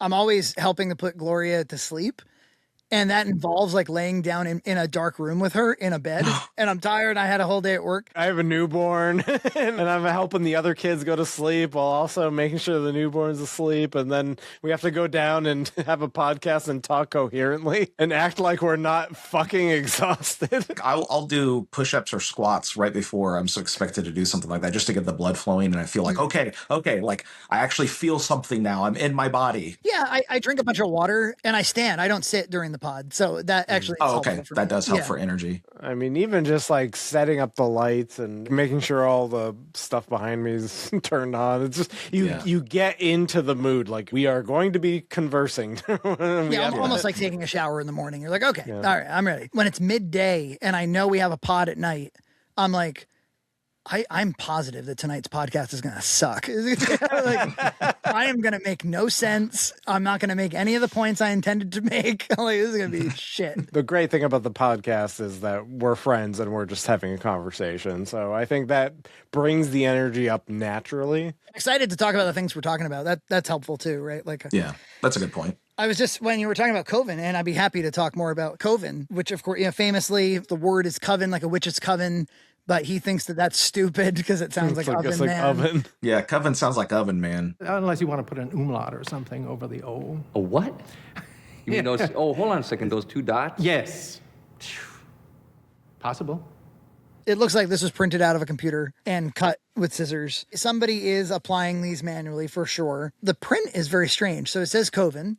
That much is expected. And then right away, caution, strong adult language, like right up on Front Street. Look, the last thing I want to do is sit around with a bunch of motherfuckers with drinking problems. It's 40 minutes exactly, according to this. APX, Northwest Productions. I actually feel proud that because he obviously went through a hell of a lot to get that movie done. I think it's incredibly charming and endearing that he's making his own VHS. I love the idea that you look close and you can see that it's not a professionally cut out label. That makes it artisan. It makes it more special, and you would hope that it is his hands putting it together. Yeah, I wouldn't be surprised if it was, or his daughter. Yeah, if independent filmmaking was a farmer's market, this would feature prominently. I watched it on tape, which is, I think, the way to, if you can, it's the way to watch it. Of course, it comes on the DVD, which is really smart. Although, doesn't that steal away from his sales a little bit? Maybe he gets a cut. I don't know. Wait, does it? I didn't think it did come on here, because I ended up watching it on YouTube.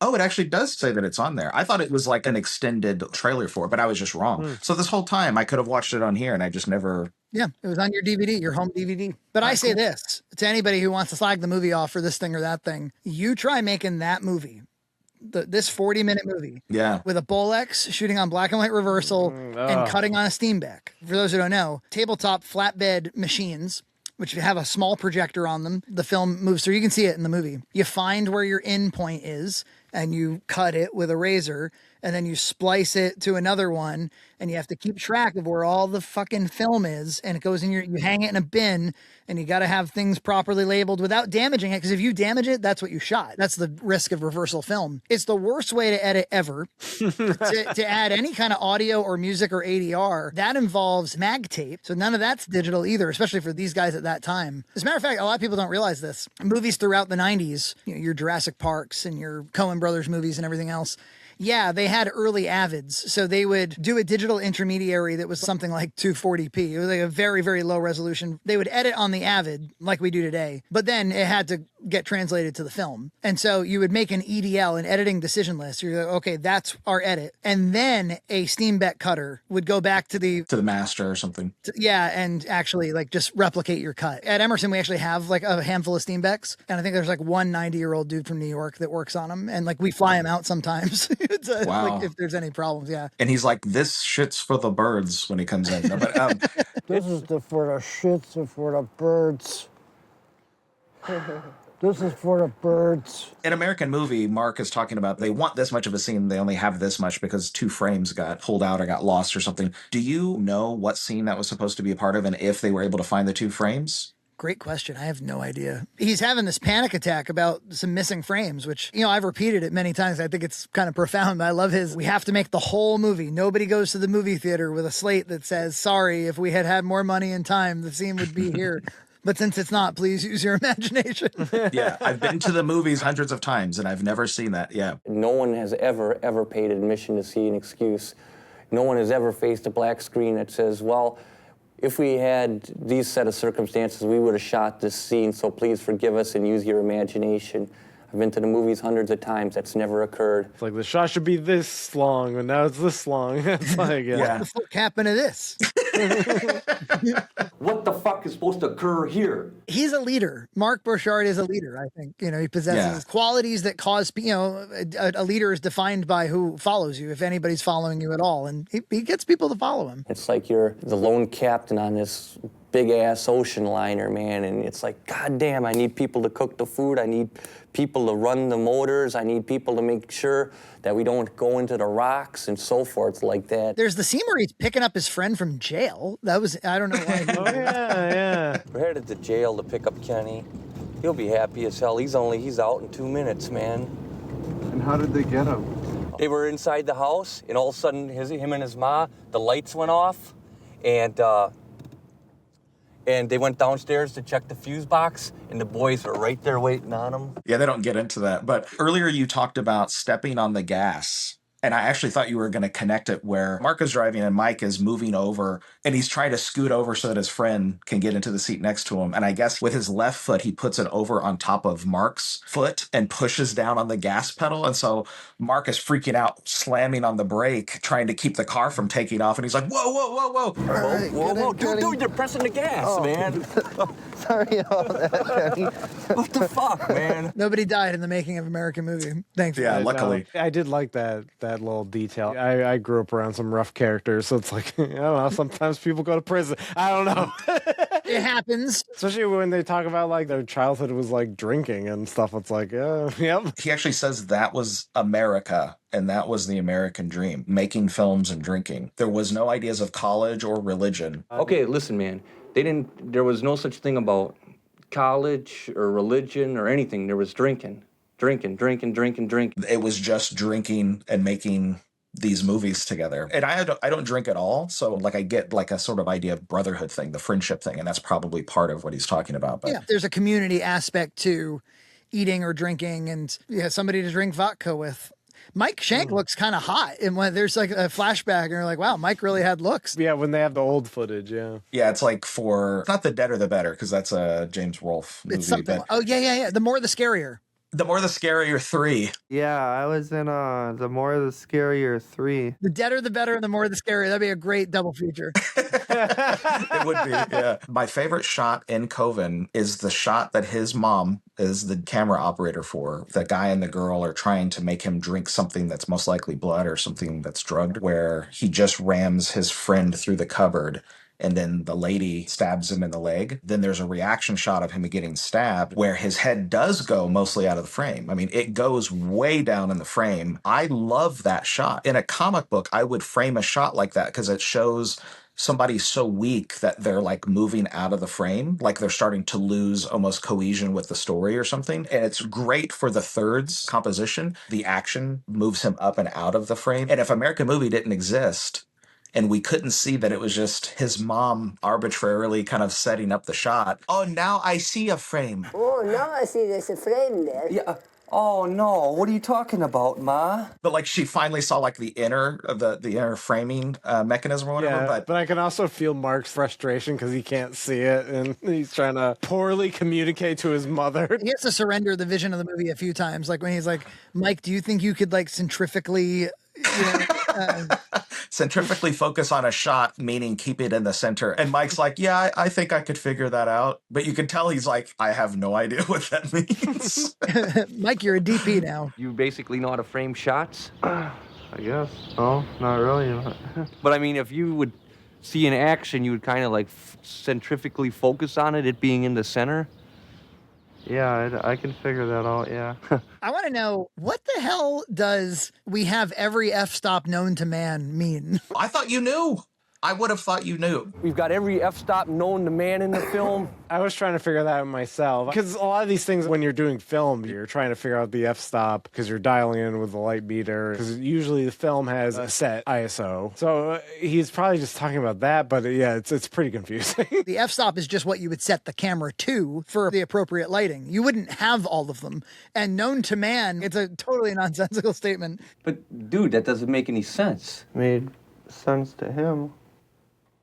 In context, I've always assumed it meant they've been making this movie for 3 years and they must have all of this different film stock and different ways of shooting it and different lighting. That's what he probably meant is like, oh, this was maybe underexposed, this was overexposed. That's my guess is what he meant. So he's working in high contrast, and I just know this like artistically that, you know, he has dark hair, they're wearing a lot of dark clothing. At one point in time, there's a shot where somebody in the strange support group cult or whatever pulls out a gun and you just can't see it. There's problems where putting black on something if you don't have like a rim lighting or like a little bit of smoky atmosphere to put some illumination or something in there. And it doesn't seem like he's doing those types of tricks. But I think there's some really striking compositions and good use of framing of this high contrast, not in the group shots. The group shots become a little bit of a mess. 3 people in particular you have to stay away from when you're tripping on acid are police officers, psychiatrists, and psychologists. But there's quite a few shots where he looks dynamic, the scarecrows look dynamic, they're at the one angle and then the other one's at the other angle. Like one's got to be like on this angle and then the other one's going to be on the other angle.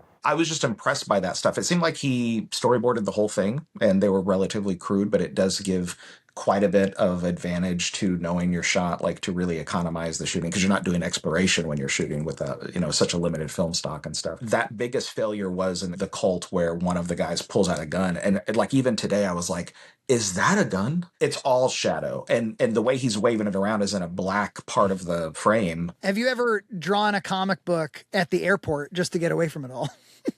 See, I come to the airport all the time when I want to work. There's no phones ringing, there's no people talking to you, and if you're hungry, it's like tough shit. You can't stop and justify your inaction of script writing by making a pizza or something, man. You got to be in this car. You have no other choice. In a different context, I have to work on the road all the time. So when we travel, I do take work with me and stuff, but it works in the opposite way. Drawing in a semi-public space, I wear like big giant headphones to kind of give myself some illusion of privacy. And it's hopefully some people will just go, I don't want to bother him because he's drawing.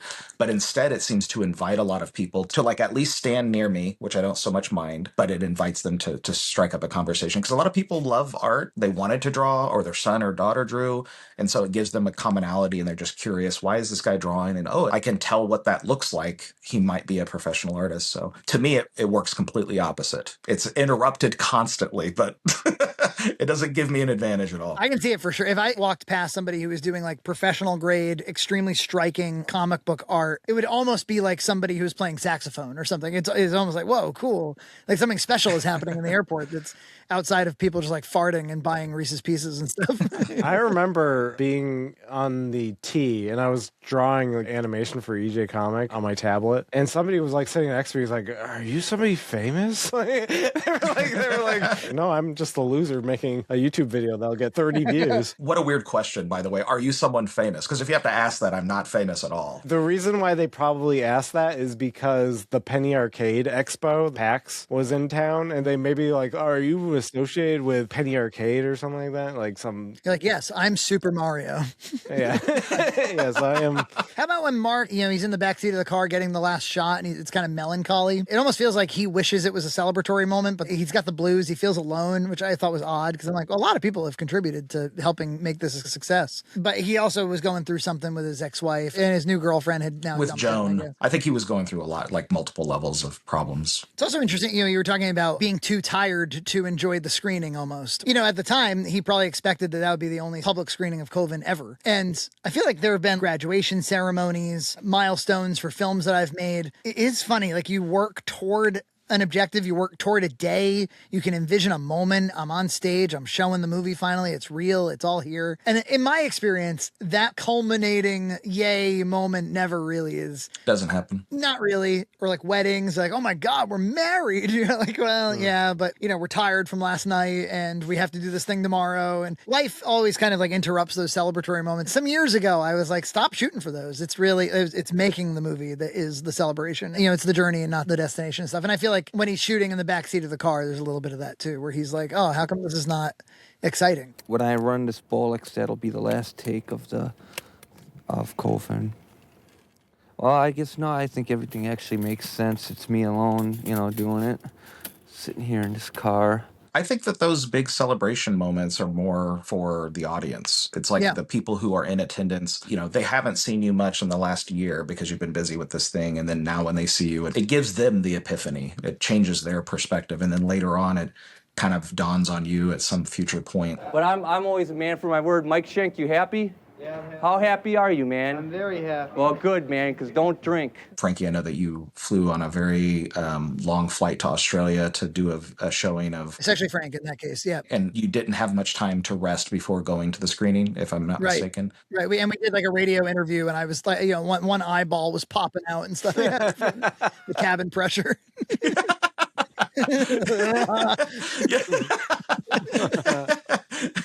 My eyes have gone, I don't know if you can see it, but they've gone completely red. You have the bends basically somehow. It's like your blood has this weird amount of hydrogen and nitrogen in it or something. Yeah, I know what you mean though, because I've been in some situations like that. But it's like for you, and probably for a lot of people who go through a long creative endeavor, it's like an epiphany that you have later on when you're about halfway through your next project and you go like, wow, it's weird that I'm not working on that previous one. And that's your little moment of like, that's kind of good. I was kind of happy for that, you know? Yeah, that's so true. When it becomes a retrospective, that's when it's celebrated. It's not in some peak moment. It's not like something you can hit pause and go, that's where it all paid off. I mean, of course, it ends on this note of, I love what Mark says to Bill, which is, we're not just going to live sitting here on a stoop. We can film it. What are you going to do, sit around outside of a trailer?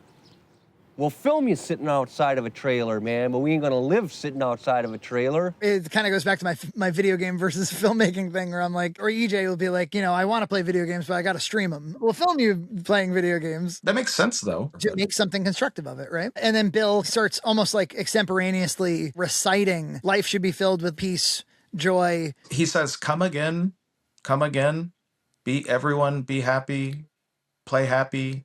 Heaven help you. God help you, Jesus help you, everybody else help you.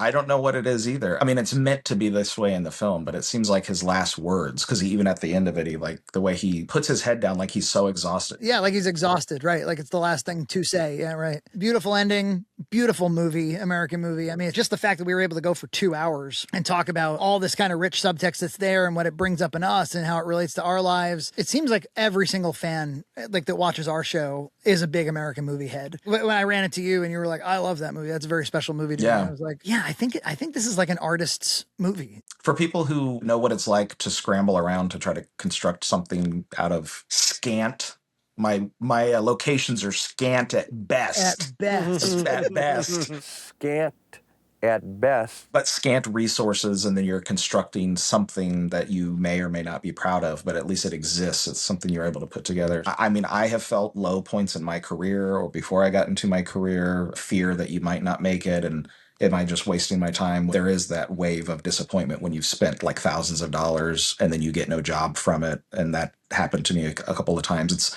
It's a long list of things where it's like, you're trying to like marshal your strength, but you also know you need to spend these resources. It teaches you how to deal with failure and all this. I don't know. American Movie has, and I can relate to everything except for the drinking for myself. But I grew up, or my family drank a lot. So I know that sort of vibe, the feeling in the room when the pressure changes, because a couple people, like their energy is shifted to be drunk and a little agitated now. And it's like, no matter what you say, they're going to try to pick a fight out of it. I mean, it's real, but it feels so real even watching it 30 years after it's been made. And I don't know much about him. Yeah, right. Yeah, still, right. Yeah, I don't know Mark Borchardt. I should get a t-shirt.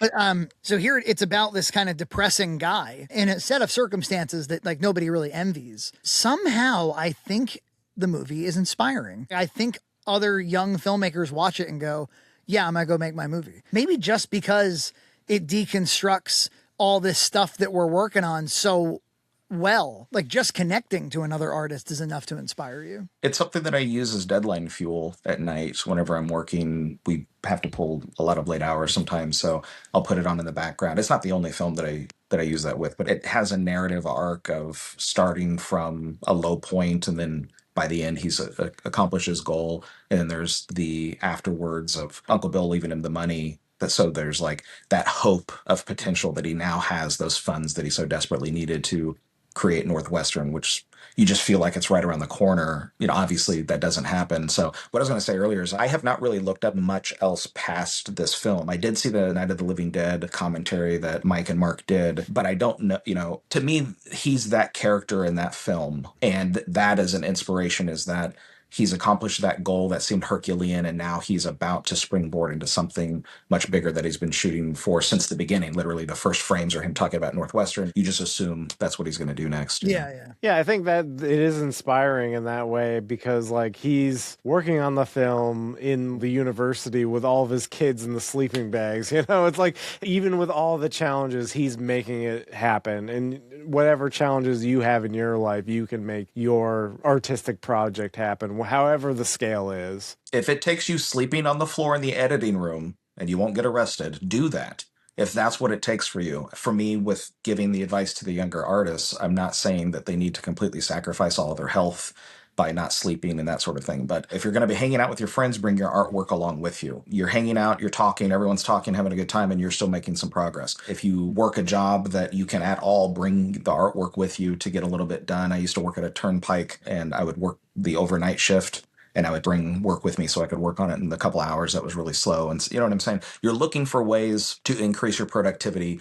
Every moment counts when it comes to that. So take the work with you when you travel. I can't draw in a car, unfortunately, because I get motion sick, but I can on an airplane for some reason. There's a difference in the motion. Those little moments add up, you know, even if it's just like a couple of hours. Yeah, consider your art urgent. Maybe that's a good way to put it. Time's a wasting. Mark, in that interview that he did a couple of years ago, even 50-year-old Mark is like, hey, the months turn into years and the years turn into decades. So like, get on it tomorrow, get on it right now. If you're young, your life's an open canvas, but don't get too giddy about that. You've got days and weeks and months, because those days, weeks, and months can turn to years, and all of a sudden you're going to live a life unlived. That's no good. In his older age, he seems like he's a lot more put together, I think. And that's why I wonder, is he unhappy that this is kind of like this frozen moment that defines him to so many people? I guess that, you know, when you're a public figure, you just have to get over that and be like, well, that's what they think. But the people that matter think something different. Wasn't there in the Night of the Living Dead commentary something that they said that had you pointed out to me that I thought was so funny? I don't remember it now, though. Mark is saying in the Night of the Living Dead,